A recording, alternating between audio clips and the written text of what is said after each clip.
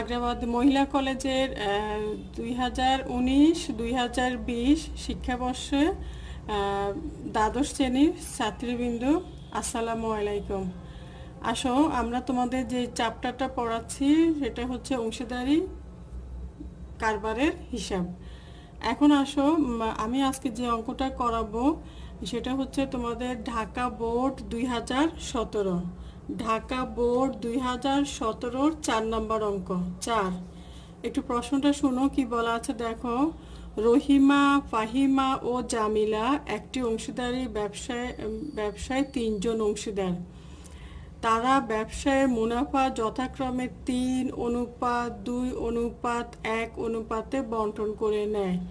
31শে December 2016 তারিখে অংশীদারদের উত্তোলন, বেতন ও মুনাফার সমন্বয়ের পর তাদের মূলধনের পরিমাণ ছিল যথাক্রমে 57,000, 45,000 ও 37,000 টাকা। তাহলে দেখো এখানে 31শে ডিসেম্বর 2016 তারিখে, তাহলে মানে ওদের সমাপনী মূলধন দেওয়া 31শে ডিসেম্বর, তো আমরা জানি বছরের শেষ তারিখ। তাহলে এটা দেওয়া আছে ওদের 16 সালের 31 ডিসেম্বর মানে বছরের শেষ তারিখে উত্তোলন, বেতন ও মুনাফা, 3টা জিনিস উত্তোলন, বেতন ও মুনাফা সমন্বয় করার পর তাদের মূলধনের পরিমাণ ছিল এত এত এত টাকা। তাহলে যে 3টা জিনিস সমন্বয়ের পর তাদের মূলধন দেওয়া আছে সেই 3টা জিনিস করে আমরা প্রারম্ভিক মূলধনটা বের করব। তারপর কি বলা আছে দেখো। পরে দেখা গেল অংশীদারি চুক্তিপত্রে মূলধনের উপরে বার্ষিক 5% হারে সুদ দেওয়ার ব্যবস্থা থাকলেও উহা উহা হিসাব হতে সম্পূর্ণ বাদ পড়েছে, মানে তাদের মূলধনের উপরে সুদ ধরা হয় নাই। রহিমা 7,200 টাকা বেতন বাদ দেওয়ার পর 16 সালে ব্যবসায় মুনাফা ছিল 54,000 টাকা। ওই বছরে অংশীদারদের উত্তোলনের পরিমাণ ছিল যথাক্রমে 16,200 টাকা, 7,200 টাকা, 4,800 টাকা। অংশীদারগণ মুনাফা বন্টন অনুপাতে ব্যবসায়ের মোট মূলধন 1,44,000 টাকা রাখতে সম্মত হয়। তাই দেখো আমাদের এটা হচ্ছে সমন্বিত অঙ্কটা হচ্ছে সমাপনী মূলধন দেওয়াতে এটাকে বলবো আমরা কোন পদ্ধতি, সমন্বিত মূলধন পদ্ধতি। তাহলে এখন দেখো করণীয়। কতে বলা আছে কি রহিমা, ফাহিমা ও জামিলার প্রারম্ভিক মূলধনের উদ্বৃত্ত নির্ণয় করো। খতে বলা আছে কি দেখো মূলধনের সুদের প্রভাব দেখিয়ে 2016 সালের 31 ডিসেম্বর তারিখে লাভ লোকসান সমন্বয় হিসাব তৈরি করো। আর ঘতে বলা আছে 2016 সালের 31 ডিসেম্বর তারিখে রহিমা ও ফাহিমার সমন্বিত মূলধন হিসাব প্রস্তুত করো। আমরা 2 জনেরটাই করবো, আমরা 3 জনের সমন্বিত মূলধন হিসাব তৈরি করো।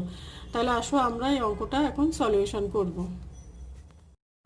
সলিউশন করব ঢাকা বোর্ড 2017 অংশীদারি ব্যবসায়ের হিসাব। তোমাদের কাছে প্রশ্ন তো আছে 4 নম্বর অঙ্ক। দেখো কতে বলা ছিল প্রারম্ভিক মূলধন তহবিল নির্ণয় করো।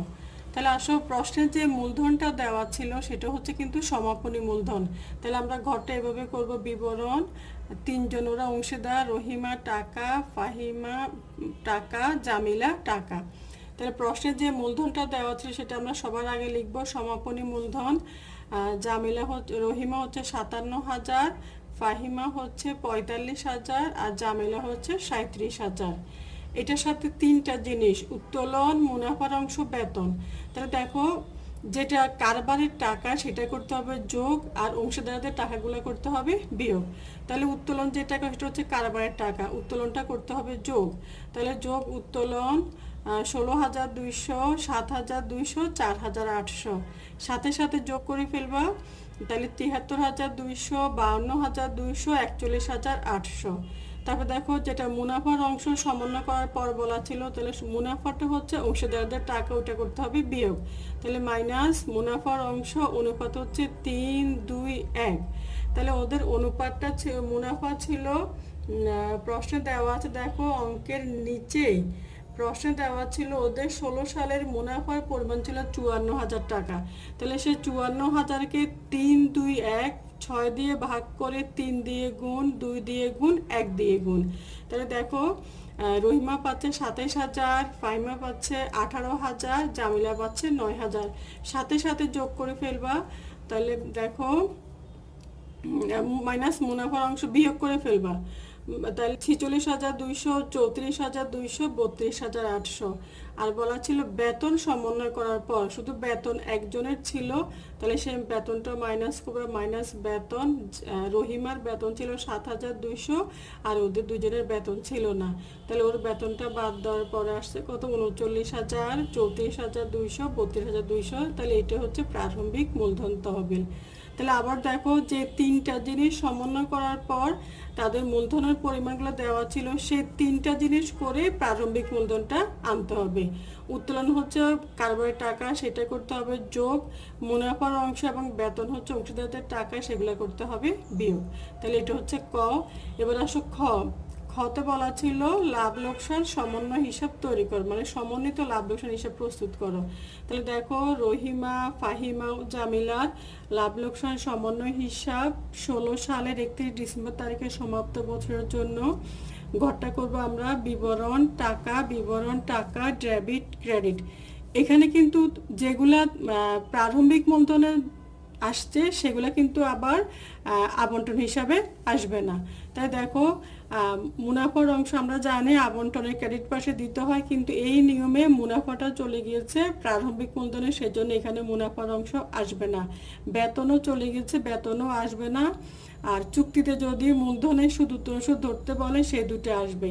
কিন্তু এখন এই অঙ্কে তোমাদের শুধুমাত্র বলছে চুক্তিপত্রে মূলধনের উপরে বার্ষিক 5% সুদের ব্যবস্থা থাকলেও উহা করা হয় নাই। তাহলে আমরা মূলধনের উপরে সুদ ধরবো। অংশীদারদের সমন্বিত মূলধন হিসাব লিখে ব্র্যাকেটে মূলধনের সুদ, এই মূলধনের সুদগুলো ধরবো আমরা প্রারম্ভিক মূলধনের উপরে। তাহলে দেখো রহিমা 5% হারে পাচ্ছে 1,950, ফাহিমা পাচ্ছে 5% 1,710, আর জামিলা পাচ্ছে 1,640। উত্তোলনের সুদ ধরতে বলে নাই, পণ্য উত্তোলনে নেই। তাহলে এই সমন্বিত মূলধন হিসাবে সবসময় মনে রাখবা ক্ষতি হয়। তাহলে দেখো ক্রেডিট পাশে কোনো টাকাই নেই, তাহলে ডেবিট পাশে যে টাকাটা ছিল সেটা পুরাটাই ক্ষতি। তাহলে ওদের ক্ষতির অংশটা আমরা ক্রেডিট পাশে লিখবো। অংশীদারদের সমন্বিত মূলধন হিসাব লিখে ব্র্যাকেটে ক্ষতির অংশ 3, 2, 1, মানে 5,300-কে 6 দিয়ে ভাগ করি, 3 দিয়ে গুণ, 2 দিয়ে গুণ, 1 দিয়ে গুণ। তাই দেখো রহিমা আসতেছে 2,650, ফাহিমা আসতেছে 1,737, আর জামিলা আসতেছে কত? 883। তাহলে এটা হচ্ছে ক্ষতির অংশ। তাহলে দেখো ওদের ডেবিট পাশে যোগফল 5,300, পুরো টাকাটাই লস, ক্রেডিট পাশে 5,300। তাহলে এটা হচ্ছে কি সমন্বিত অংশীদারদের সমন্বিত লাভ লোকসান আবন্টন হিসাব।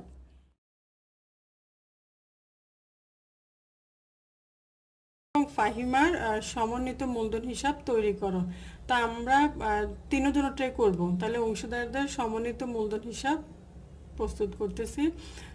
তাহলে দেখো প্রথমে ক্রেডিট ঘরটা হচ্ছে তারিখ বিবরণ, 3 জন অংশীদার, আবার তারিখ বিবরণ 3 জন, ডেবিট ক্রেডিট।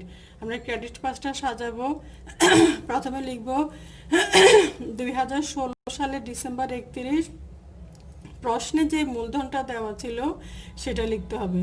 তাই দেখো ডিসেম্বর 31 ব্যালেন্স বিডি, প্রশ্নের মূলধনগুলো 57,000, 45,000, 37,000।